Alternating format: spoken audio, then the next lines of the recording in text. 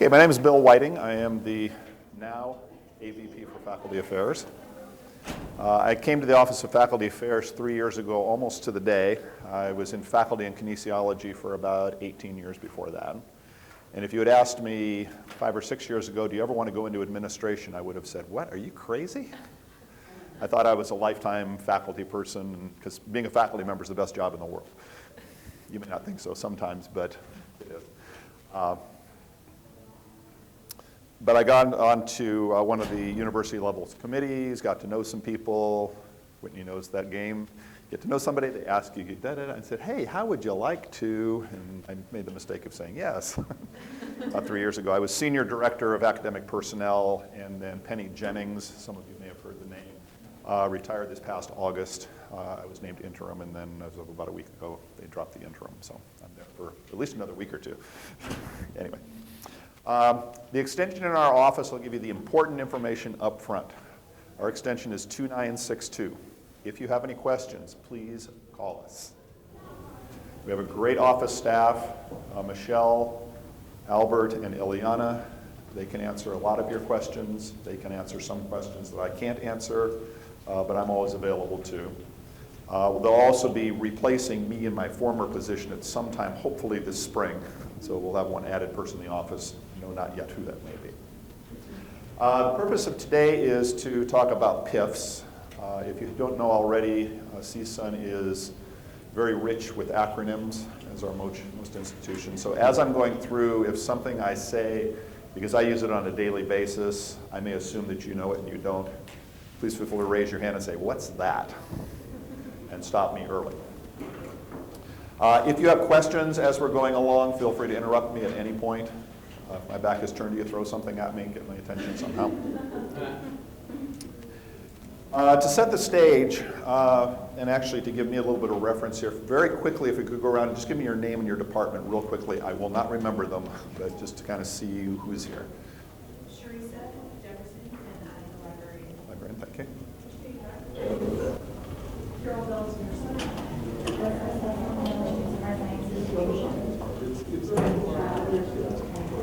Guess that. Matthew Jackson, theater. Short Monday, English. Back just in time. How do we short? Shire Wilson, Ed Psych Council. Hi, I'm Chief at Conjecture. Across the back row. I'm Judy Schmidt, Hi, County Judy. Services. Here's a mentor, and to learn and to make sure that we learn. I'm Anna from Counseling Center as well. I'm Robert St. Pierre, the art department. And Monica Chen, I'm the student assistant for faculty development. Yeah. I'm Daisy Lehman's Faculty Development, just to see if I did something right. And how many of you on faculty are first-year faculty? Any second-year faculty? Umpteen-year faculty? You get past a certain number and you stop counting. So.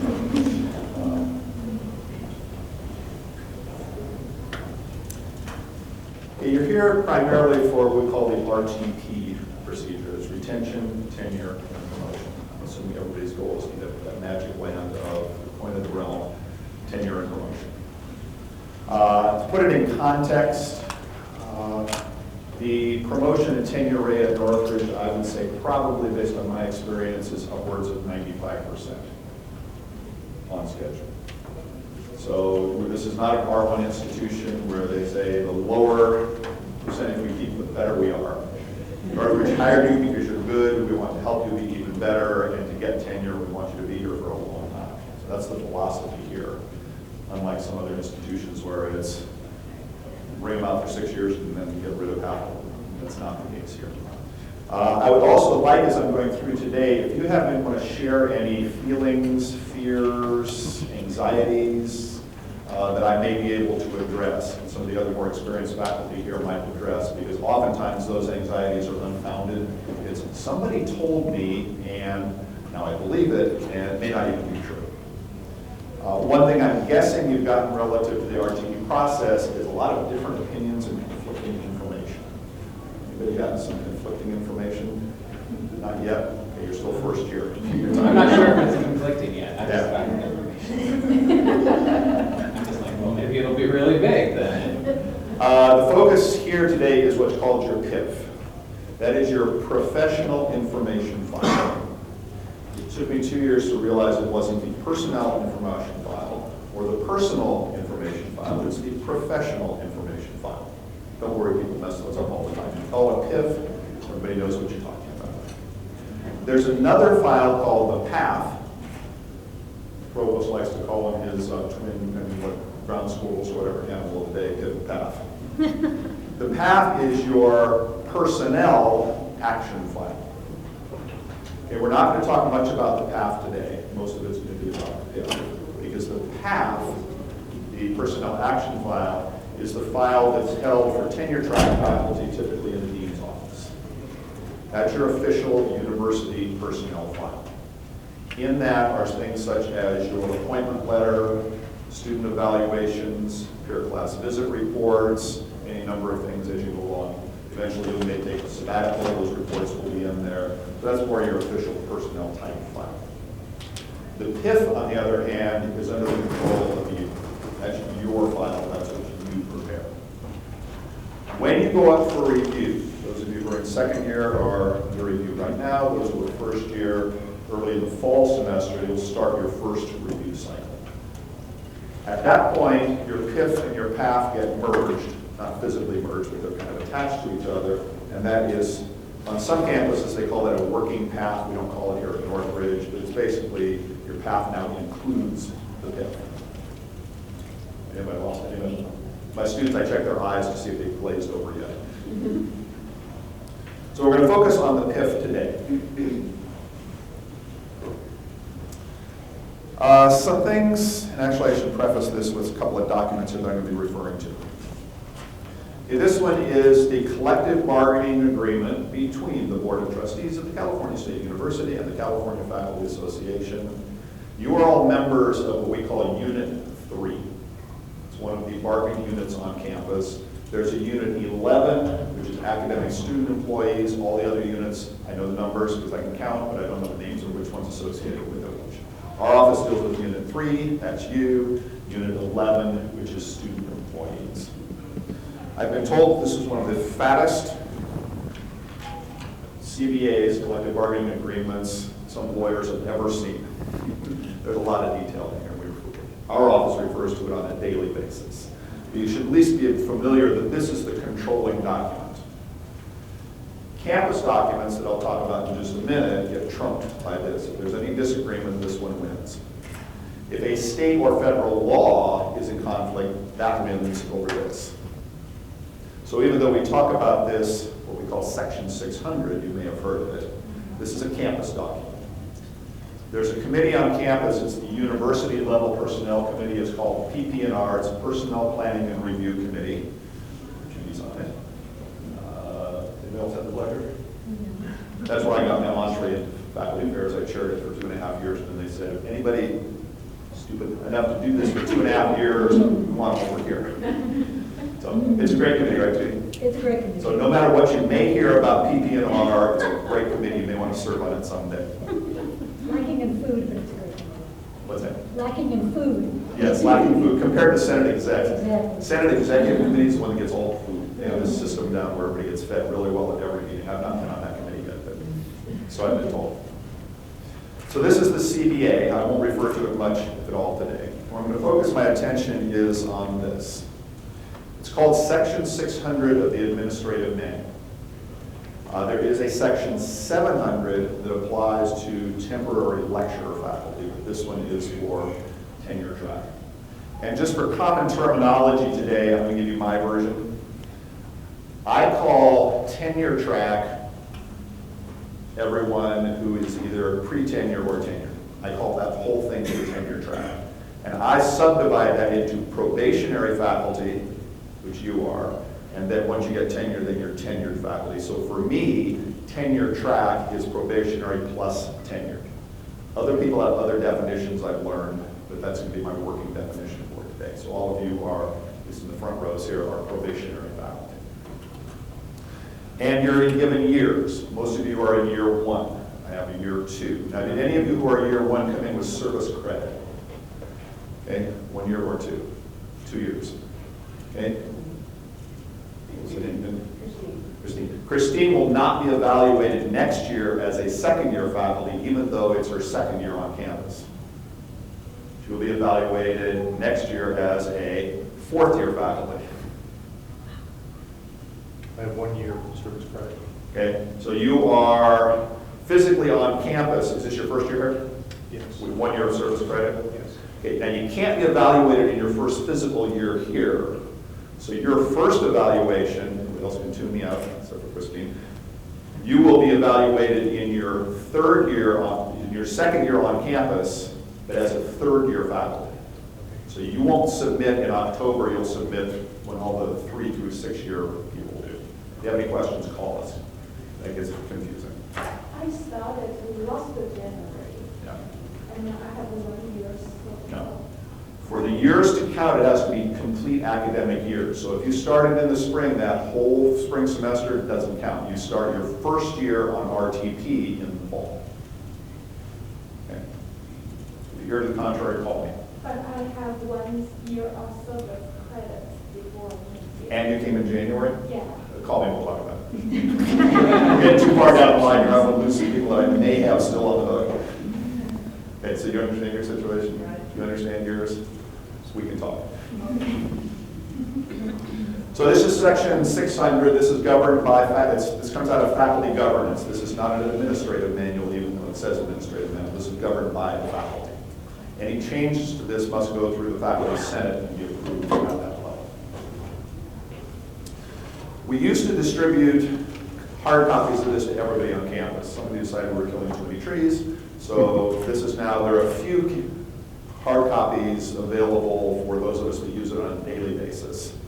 For everyone else, it's an electronic copy. You're all comfortable with e-everything, so much more so than I am, so it's available. If you go to the Faculty Affairs website here, go down here to policies, it will show up there.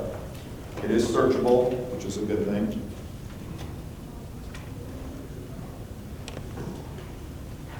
So here's the section 600, section 700, probably won't have much reference to that until you're tenured and you're serving on personnel committees, then that may kick in. This is the Unit 3 collective bargaining agreement. This just links to the CSU website where it is, and the Unit 11, but even though you won't deal with Unit 11, they just ratified a new CBA that's still not up on the CSU website. When are we going to get to see what the new contract is? Because we have to administer it in our office. But again, it doesn't affect you.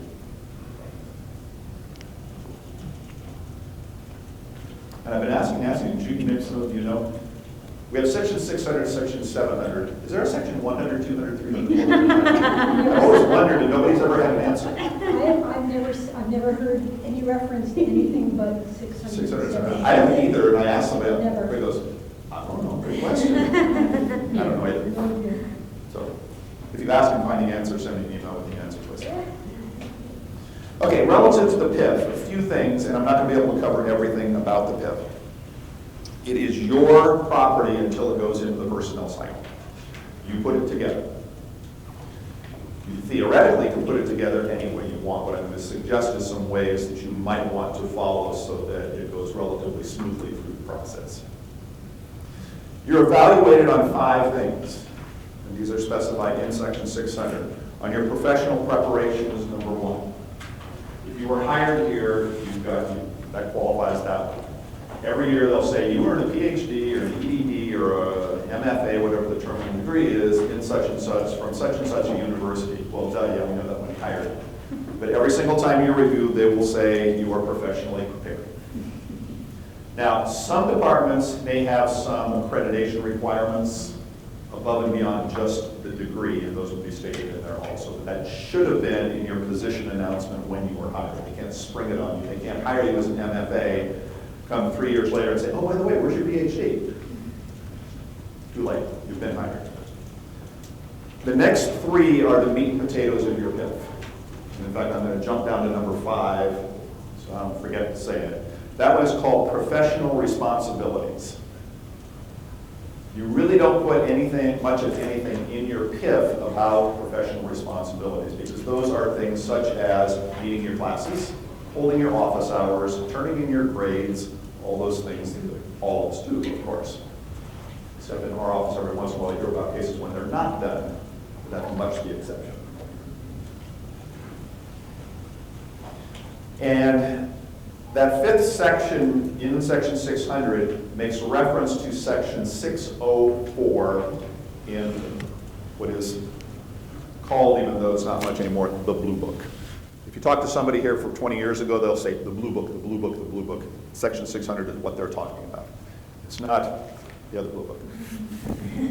Blue Book is synonymous with section 600. So if you go, and I'm not going to take time to go through it now, section 604, basically it's being a good university citizen. What is expected of faculty members in relation to their colleagues, to the university, and to the students. So what are the big three here? One is teaching effectiveness, and anytime I say teaching effectiveness, those of you in counseling or library, substitute counselor or librarian in there, because all of those are covered by the contract as well. It's teaching effectiveness and direct instructional contributions. Most people here are hired because they are good teachers, and the heaviest workload is in teaching, with some scholarly expectations as well. This is not a UC or a Stanford or a Harvard where you teach one class a year and get a whole bunch of grants. Primary mission here is to teach. How are you measured on your teaching effectiveness? There are any number of ways. The two most basic measures are student evaluations and what we call peer class visits. You've now completed one semester here, some of you more than that. You've gone through one set of student evaluations, one set of peer class visits. I'm going to highlight as I go along a couple of recent changes in the CBA and in Section 600. And one of the changes in Section 600 deals with peer class visits. There were occasions when someone would have a peer class visit and the person who visited their class just didn't get around to writing up that report. Weeks went by, months went by, semester goes by, where is my report? This caused some problems and some angst for the faculty member going, did I do a good job? I don't know. PP&R initiated and was approved through Faculty Senate that now it's required that the person who is being visited, the instructor, receive the written report within 14 days of the visit. Puts pressure on the reviewers, but if they're going to do it eventually, they may as well do it in 14 days instead of 54 days, because they're going to have to do it eventually anyway. So if you're visited and you have not received a copy by 14 days, start asking. Say, where is it? Because you have a Blue Book right to have that within 14 days. You also have the right, when you receive that report, to respond to it in writing and to have a meeting with the evaluator to discuss it. Sometimes they may have misunderstood something you did or said, and they may be willing to revise their report. But you always have a right to put a written response to anything that's put into your PIF, that official file. As an aside, so I don't forget it later, all of your student evaluations and all of your peer class visit reports are to be in your PIF. It's the department's and the college's responsibility to make sure that they get them. So you do not have to put them also in your PIF. You may hear guidance from people in your department, others at the college level saying, oh no, you got to put them in your PIF. It's not required. Now I wouldn't get in a knockdown battle with the department chair who's going to be evaluating you over this issue and say, okay, if you really want them in there, I can put them in there, but they don't have to be in there. Yes? You can call me Bill. Yep. So if all of that is already in your path, what then regarding this subject you've been doing today? We'll get to that. Okay. There are things such as copies of your syllabi. Even before you start going to the various sections, I'll talk in a minute about what I recommend you put at the front end. And again, it's your file. You decide. I can't tell you to put something in there. I'm just, based on my experience of 20 years or having done any number of PIFs, read any number of PIFs, I think there's some general guidelines that are useful to follow. Because one thing you want to do is make it easy for people to read. You also want to not allow someone the opportunity to tell your story. What I mean by that is, I had a case on my own file where I was in a position where I didn't have any research responsibilities. And this was before I came to Northridge. So I had research and publications when I was over at UCLA, and then all of a sudden there was a 3-year gap in my publications. And then when I started at Northridge, I started to pick up with a couple of publications again. Well, I had this 3-year gap, and it was very evident on my resume that there was nothing for 3 years. So rather than just let that slide and let them tell my story for me, oh, he was at the beach the whole time. I said, no. I was in a position at UCLA where I had no research responsibilities. I was teaching only. I didn't have access to a lab. I couldn't get anything done even if I wanted to. Once I told that story, then it makes sense. I filled in the blank and told my story rather than allowing somebody else to fill in the blanks, perhaps to my disadvantage. With that, do we then write a narrative for each 5 sections, or just in the beginning? Oftentimes I'll answer, it depends, and what I mean by that is each department may have its own policies and procedures. In fact, they do in writing. They may have their own culture within the department, and I would listen to the people at the department level, first of all. The provost, Harry, who those of you who've been on personnel committees have seen his roadshow, and he recommends having at the front a narrative. He says 2 pages. I would say 3 to 4 pages because I'm not sure I could get everything into 2 pages myself. But a short, relatively short narrative at the front to tell your story. And each year you update that with, this is what I've done, this is where I'm headed next. So as you read them, as the reviewers read them from year to year, they follow your story as you go along. Realize that your file is going to be read by people outside of your department. Yes? And that's what my question is, because as a new department of nursing, we're actually writing our policies and procedures right now. So when you say that people from outside of the department are going to be reading our PIF, are they following our policy and procedures? Are they following, I mean, I know section 600 is the Default. So how does that, you know, Yeah. Until your procedures are approved, because the department has to approve them, the college has to approve them, and PP&R has to approve them. So you don't have any official policies in place. So you're being governed by section 600, which is suitably vague on a lot of things. Right, but we're thinking, hoping that by the time we all go through this Yep. process, those policies will be. So my question is what is that group, that body of people who are reviewing us, what comes first to them? Because I would think that they might suggest that our policy wasn't adequate, they default back to 600. No. Okay. No. Okay. The provost has said this many times too. When in doubt, he goes back to the department procedures. And you can find your department's procedures if you go down here a little bit on the screen.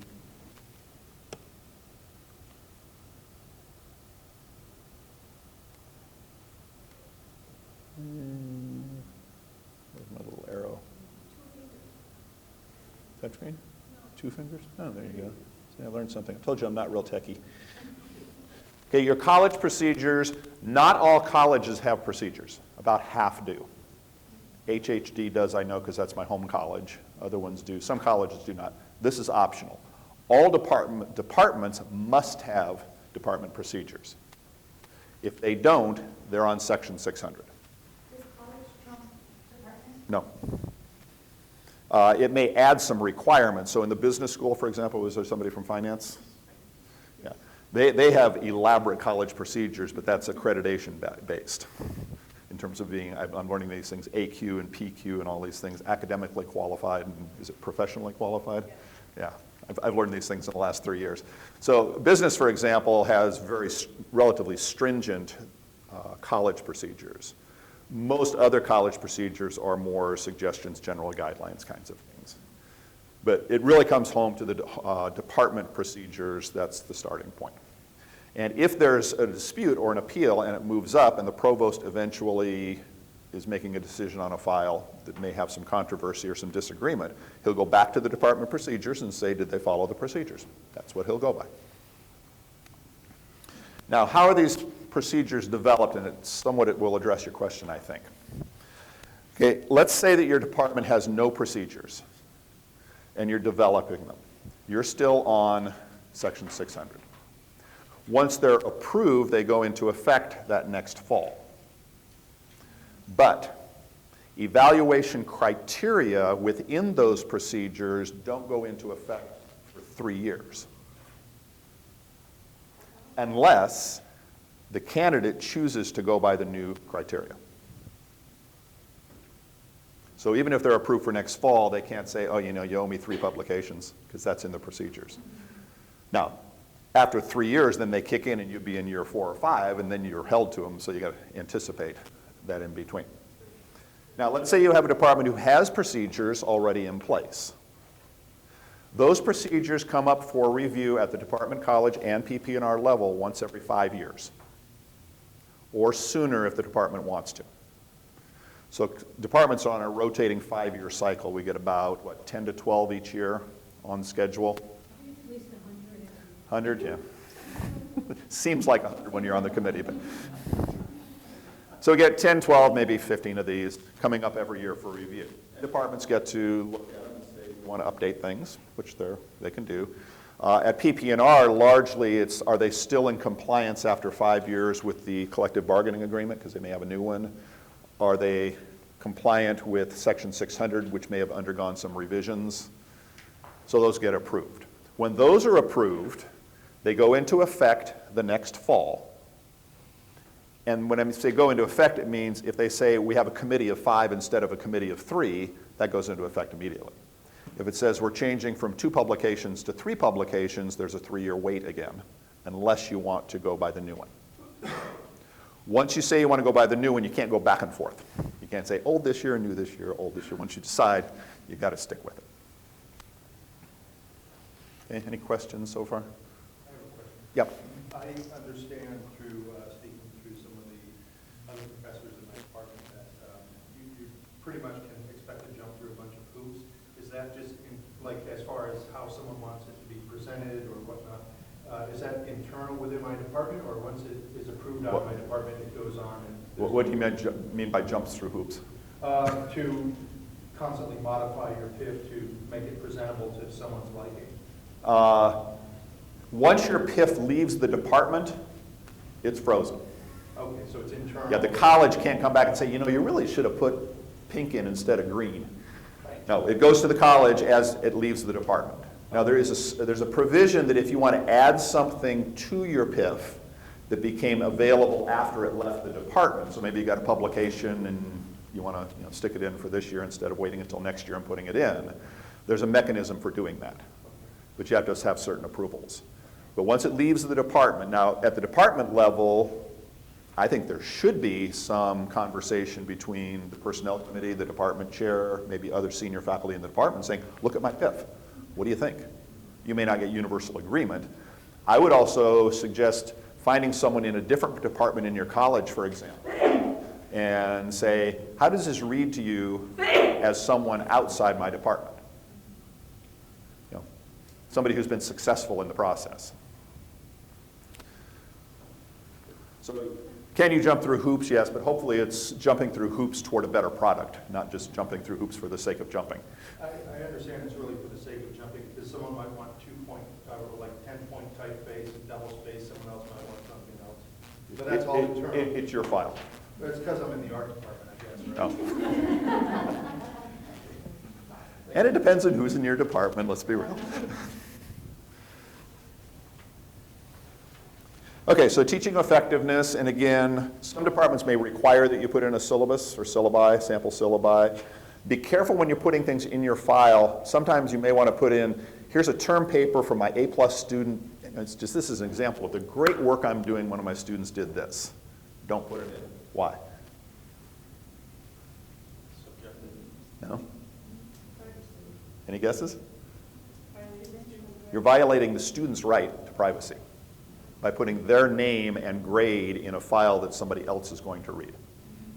Now, can you redact it if you want to? I suppose you could. But be careful in your file you're not putting in something that's going to violate somebody else's privacy rights. All well-intentioned, of course, but... And again, read your department's procedures because they may tell you what's in there. In my department, for example, we labored for 1.5 years to finally get personnel procedures for our department. When I got on PPNR, I said, you know, our department probably should have procedures. I shouldn't be chair of PPNR and have it be a Section 600 department. So we worked hard for about a year and a half to get our procedures, and there was a lot of back and forth in doing that. Our department requires a short narrative at the beginning of each section, in addition to any summary one you want at the front end, but that's not required. In our department, it is. In your department, it may not be. So read your department procedures for the specifics. Consult with your chair, often and early, personnel committee, which changes every year, so talk to the new people every time they come in.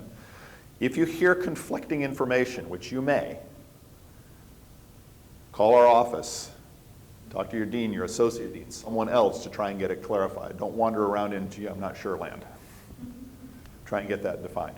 Because you may have someone who hasn't been really involved in the personnel process for maybe 10 or 15 years, and all of a sudden you get elected to the department personnel committee, and they're doing it the way it was done in the past.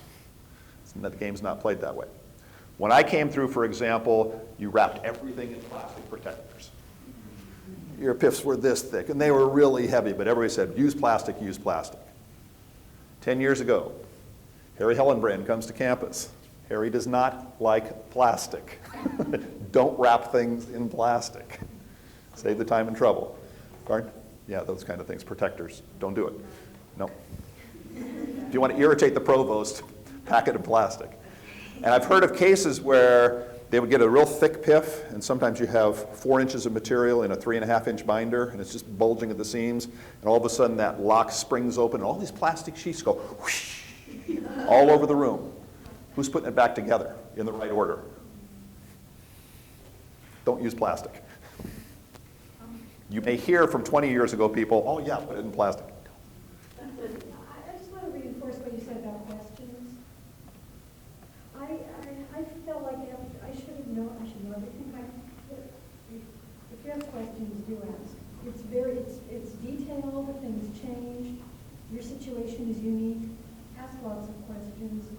I've never gotten the impression that a question is a stupid question, even though I know afterwards it probably was a stupid question, but I've never been made to feel like it was a stupid question. And this is too important to... And it's your PIF, you want to get it right. Please ask questions. So regarding content slash both teaching components, since the 2 important stats have already included in the past, and then you would know that instead of the idea of content. Yeah, you can put in a short narrative of what you think is your summary evidence. Some people will put in, even though it's not necessary, a summary table of the evaluation scores. Again, it's up to you. What about if I decide to do like a staying like a semester or feedback home from students or have a Yeah, if that's not in your official path, you could include it. And you have a right to do your own evaluations. You can do a mid-semester eval, which is not university required, but you may put it in if you think. And basically what you're doing is, and Harry says, your PIF is not a garbage dump. It's not something you throw everything in. Even though it's great that you get them, you don't need an inch thick of thank you notes from students. They won't help make your case.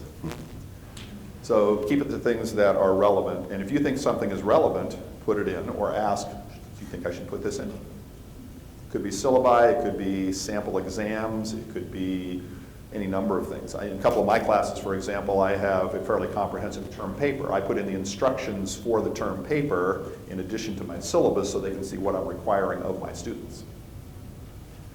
If you've done some professional development to improve your teaching, you can include some evidence of that.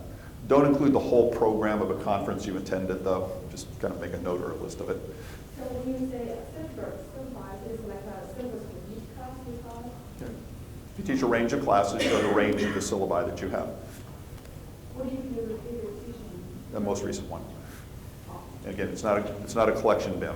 It's an argument for you. Realize that human nature tells me at least that the farther they read into the PIF, the less careful they are. Put the important stuff up front. That's why that narrative at the beginning is very important. Reviewers, especially at the college level where they may be reading 20 or 30 of these things in the spring, if they got ones this thick, make it like this, make it easy on them. And tell your story the way you want it told. Is it a violation of privacy if someone wants to share their PIF with us? No, if they give permission. Yeah, because they own it. They can't do it while it's in the review cycle, but once they get it back, and you'll get your PIF back. I mean, I loaned my PIF to any number of people over the years because somebody told me it was a pretty good one. So they borrowed it and said, oh, that was helpful. In fact, I have my little template sheets there where I filled in and put all the stuff in. I took out all my information and sent them a file with my template outline. I didn't care if it helps them. And another question, just to kind of couple or look at the broad picture of all this. When we were hiring with a 2-year appointment letter. I realize we give in our PIF every year until we reach tenure, at least for those of us who started as assistant and want to reach associate. Can we get fired after 2 years? Or I'm just curious how this works. That it's a 2-year appointment, Okay. yet we have a 6-year. You're not evaluated in your first physical year here. You will all, next fall, all but one will be coming up for your, they call it a second-year review.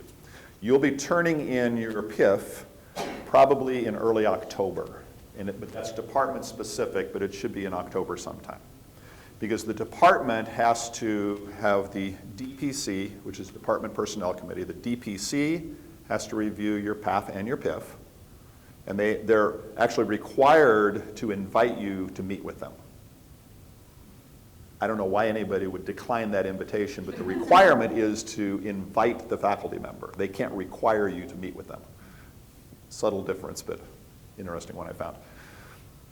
So you probably will meet with the committee to explain things and see how you're doing.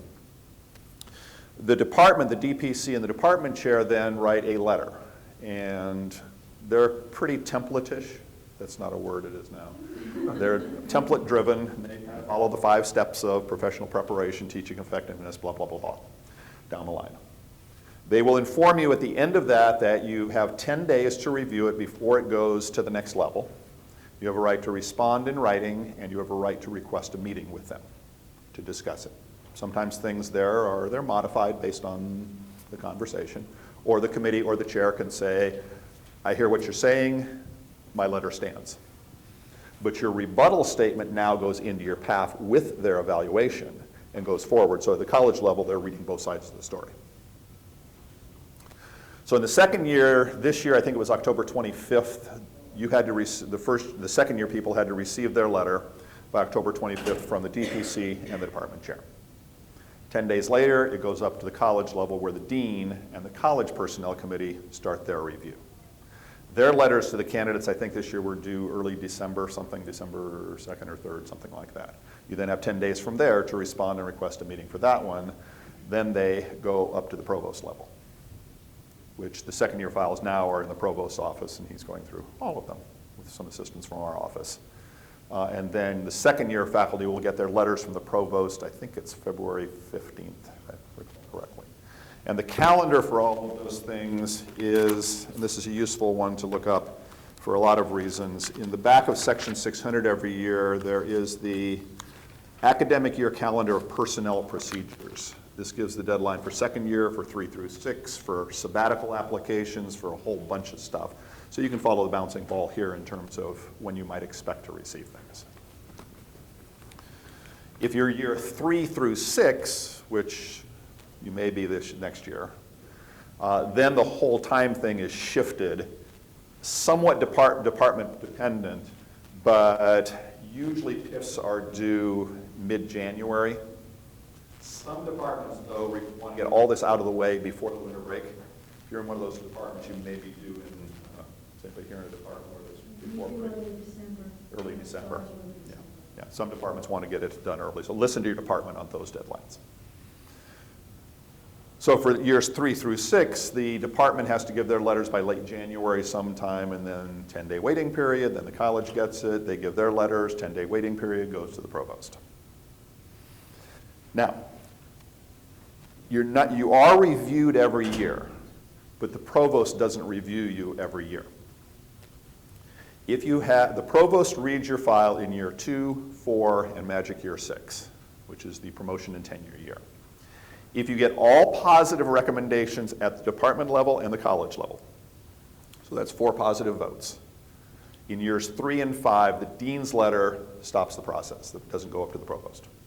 So if you're year 3 or year 5 saying, where's the letter from the provost? Where is it? Where is it? If you've gotten 4 positives, you're not going to get one. Don't ask. If there's a disagreement, if one or more of the 4 agencies recommends negative, then it goes to the provost in years 3 and 5. Okay, back to your question of year 1, year 2. So you're hired for a 2-year probationary period. Unless you have multiple felonies, you'll probably make it to your 2nd year. Multiple bits. All right, yeah, you can have 1, maybe 2. But just kidding for the tape there.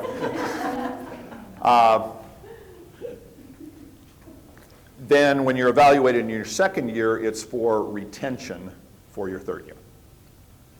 Rare is the case when people aren't retained after their 2nd year. There are exceptions, but it's very, very rare. If you're doing what you're supposed to be doing, it should be fine. And the 2nd year letters, if there are any emerging problems, even though they may recommend retention, they may start to say, and you want to get that research agenda going a little bit, or you got some things you got to work on the teaching, you might want to talk to some people about that. So they can have gentle reminders there in year 2. You're retained, but things to work on as you move to year 3. Same for year 4, 5, and 6. Retention, retention, retention. Until you reach tenure, you're considered to be a probationary faculty member. Now, do you have to wait 6 years for tenure? Not necessarily, but probably. The criterion for early tenure, not early promotion, I'll get to that in just a second. The criterion for early tenure is that it's advantageous to the university. What the heck does that mean?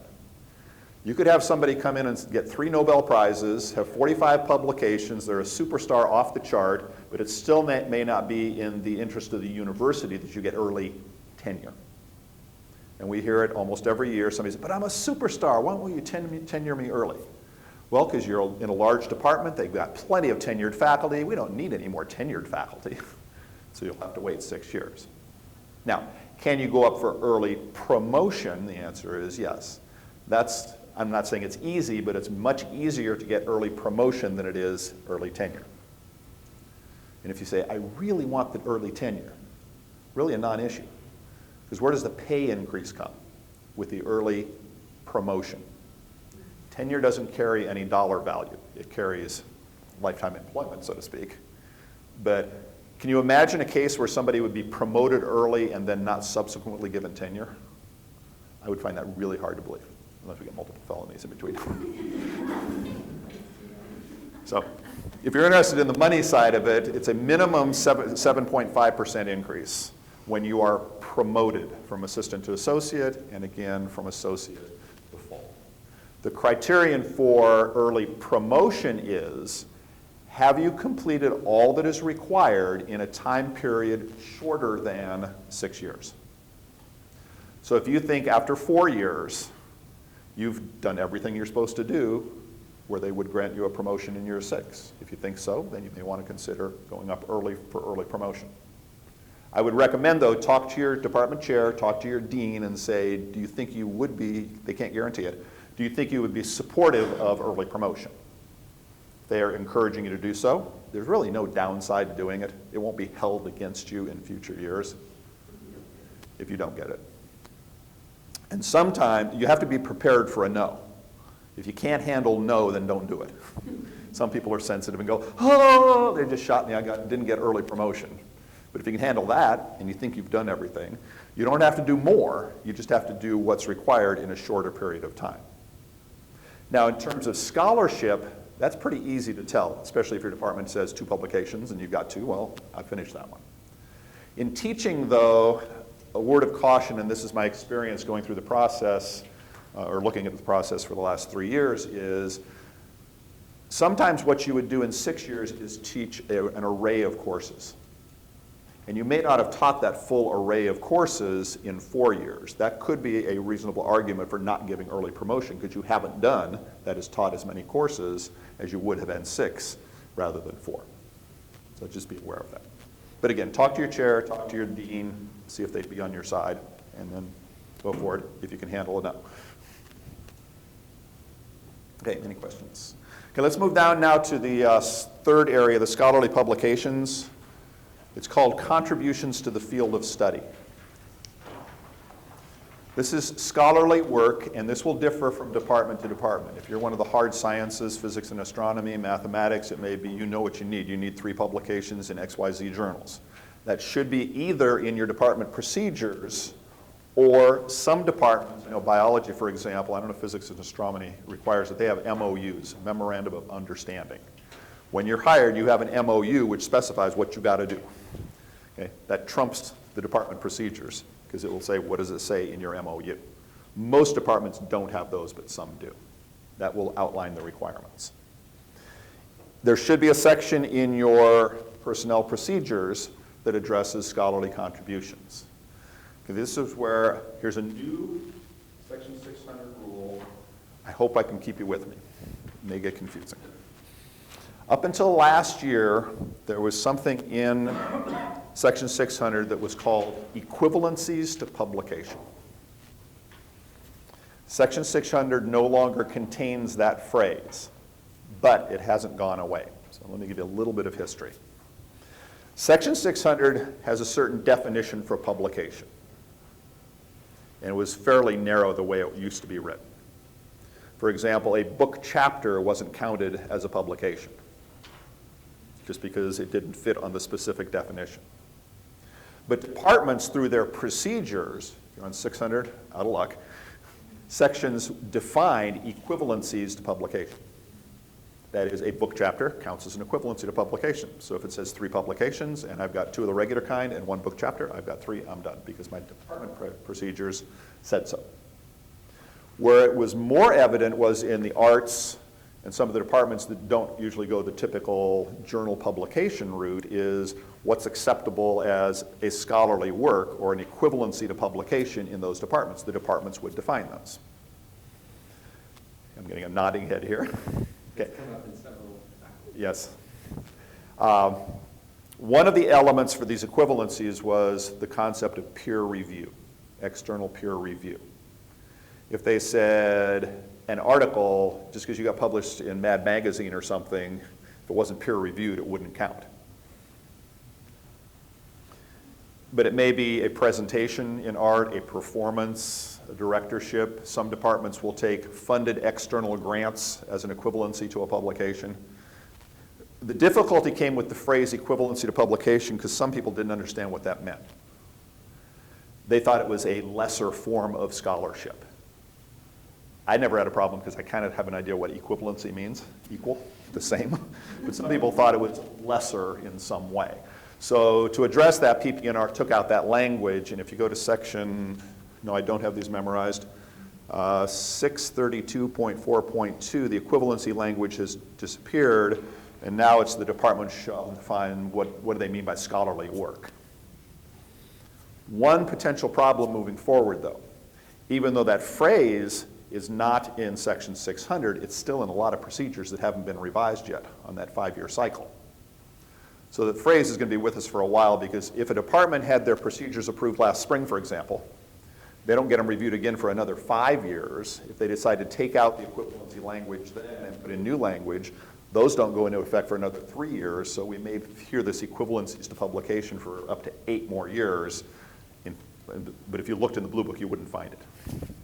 So it's still lurking out there. Okay, the fourth area is contributions to the university and community. This has to do with service. Question? I'm sorry, I still have a question regarding the publications. Mhm. So I know just 3 years peer review with journal publication and informatics thing. So does that have to be the first author or how many? Do we have Depends on go back to your department procedures. Most articles these days are multi-author. Yeah. And this gets back to one of my initial points was tell your story. In my college, it's required, I think, that you have a cover sheet where you explain your role in the publication for multi-authored ones. First author is pretty self-explanatory. Second author probably. Sometimes where it's a problem is if you're the last author, because in some disciplines and in some cultures, academic cultures, that's a position of respect. You're the lab director, and you're letting everybody else go ahead of you, so even though you're the last, you're one of the most important ones. But tell your story. Say for a particular publication, what did you do? I designed this study, I collected the data, I wrote it, I edited it, whatever you did, whatever your responsibility was. So, well, I think 3 publications, so we think you are always the first author or maybe independent author, Yeah. solo author would No, because the expectation here is you're going to have collaborators. I mean, if you're sole author, slam dunk, done deal. If there are multiple authors, say what your role was. What plays well here, in my experience, is if you have student co-authors. If they're involved in your research and your student is the first author, when I was doing mine, I underlined the names of all my students all the way through, so they could see how my students were involved in everything I did. If it was a presentation or a publication, I wanted to say everything underlined, and so they can get a feel for, whoa, you worked with students a lot. I've heard of one discipline, I don't even know what it was, but they list the authors alphabetically. Oh, no. I'm Whiting. How did I ever get tenure? That's standard in business. Yeah. So just my guidance and advice would be, first check with your department to see what they want, but explain your role. You tell your story. Don't let somebody else tell it for you. There's some labs where the lab director is first author on everything. Even if the person only did 5% of the work, they want themselves first. I don't agree with that personally, but it happens.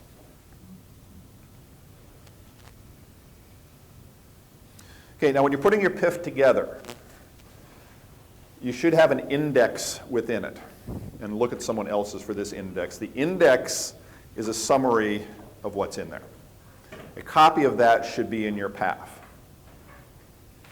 And you update your index every year. You'll also make sure that you have a current Vita in there as well, and update that annually. Let's say that in your second year file, next year for most of you, you have an article, and it's published. You put the whole article in there. Also, if you're doing things in a foreign language, talk to your committees as do they want a translation or not. Sometimes that's possible, sometimes it's not. We've run into cases where the reviewing agencies can't read the article, so how are they supposed to judge it? And again, think of your audience going forward. Okay, when you come up for the next year, do you have to include that physical article again? The answer is no. It's in your index. It should be referenced in your letters from the dean and the college and the DPC and the chair. They should reference the articles for that year. They are now virtually included. You don't have to physically keep building a pile in there. Just put in the new stuff from that new year. You may hear others tell you, no, put everything in every year. You don't have to. Harry will tell you, if in your 6th year, when you go up for tenure and promotion, you feel psychologically or emotionally compelled to put everything back in for that 6th year, go ahead and do it, but you don't have to.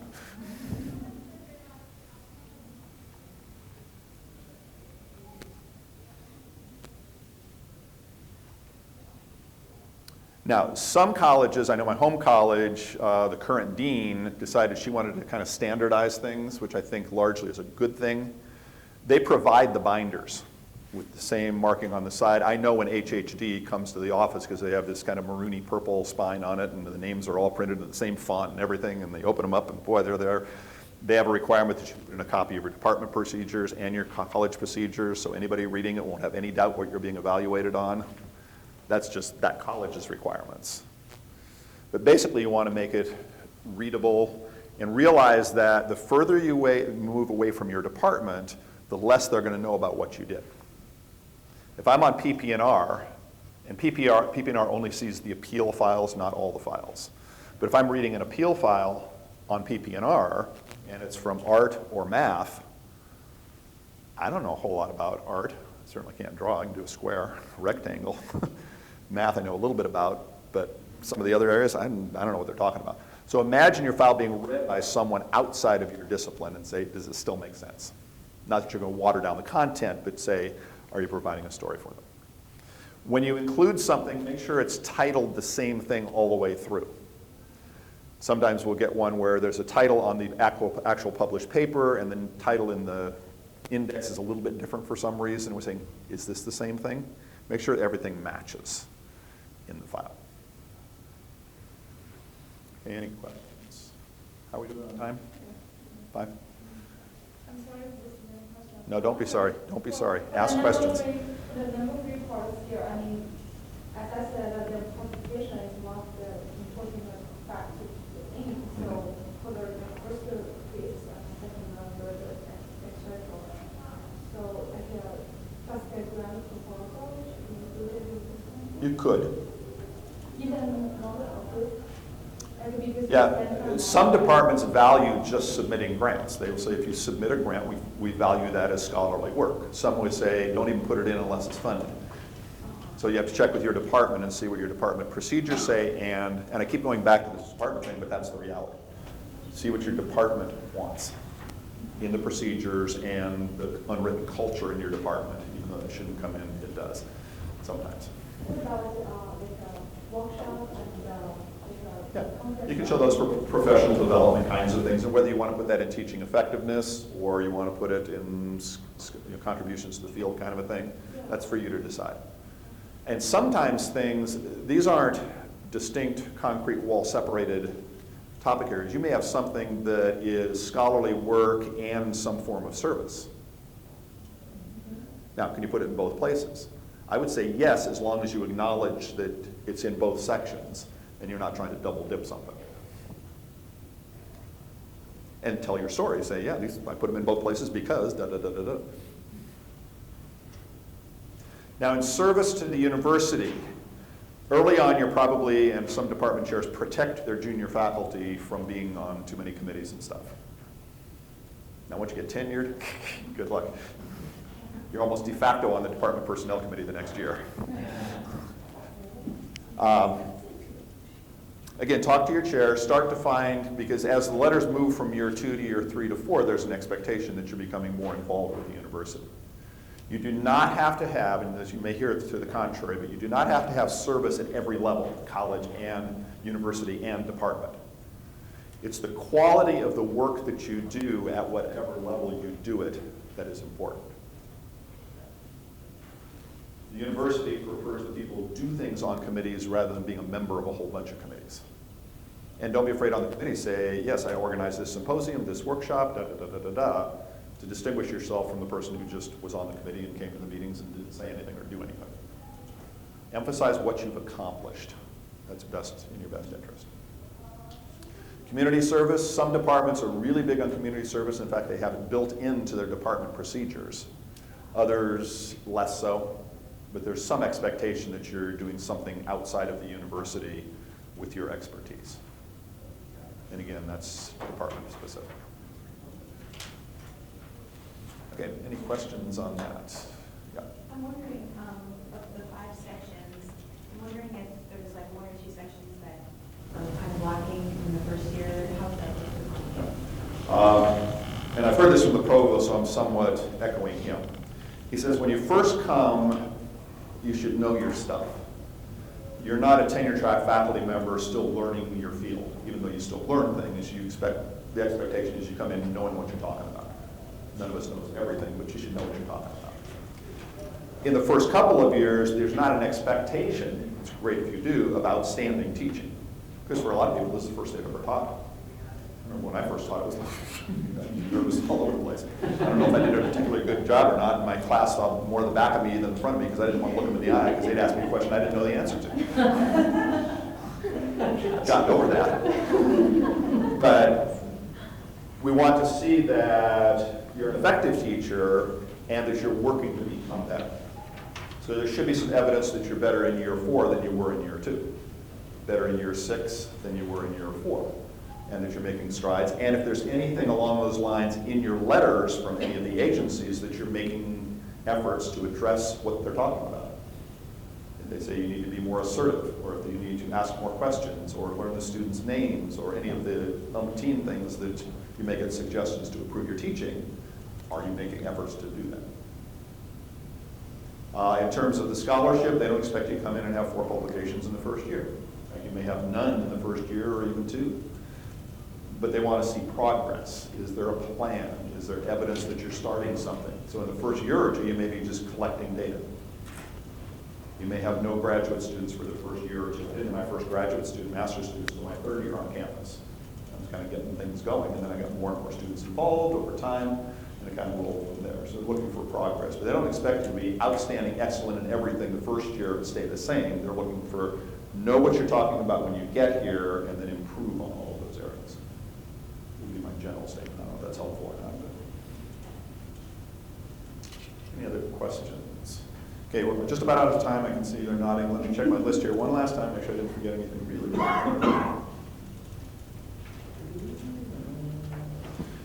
One last thing. I had mentioned that the contract, the CBA, is a contract between the CSU system, Cal State system, and CFA, the California Faculty Association. CFA is your representative on campus. Whether you're a member or not, they will represent you. I think campus-wide membership is somewhere around 50% on this campus. Some campuses are higher than that, some campuses are lower. CFA is there for you. We have a really good, thankfully, good working relationship between the administration and faculty affairs and the provost and CFA on this campus. Some campuses, it's not quite so agreeable. If you have questions or feel that any of your rights have been violated, or you even have questions, contact CFA. They're here to help you. The regional rep's name is Blanca Castaneda. She's really good. The president right now is Nate Thomas. He's in CTVA. And they have various other people who are working as faculty rights representatives. But if you have questions, CFA is a really good option. And I oftentimes refer faculty, probationary and tenured, who call my office, they call CFA. They'll help you, they'll represent you. They came to NFO in August. You met them, they came in session. I would more likely steer you toward them than away from them. They do help. And sometimes they, working with us, can work things out. Because I have no problem talking to a dean or a department chair saying, okay, what's going on here? And we try to work it out as best we can. My goal in life is to have no grievances in faculty affairs. I don't think we'll ever reach that, but that's my goal. And if we can solve problems early and educate people as to what's going on, I'd rather have a quiet, happy life. So, any other questions? I think I've exhausted my time, hopefully not exhausted you yet. So for us to better ensure our PIF goes through, would you recommend that we insert largely uncirculated and unmarked $100 bills, or does that even happen? With a sufficient number, and I'm kidding on tape, with a sufficient number of zeros to allow the person to comfortably retire. Okay, thank you very much. Find comfort. Let's see. Ocean View, Montecito? I know a guy. I may know him, but I'm not there. Okay, thank you very much. And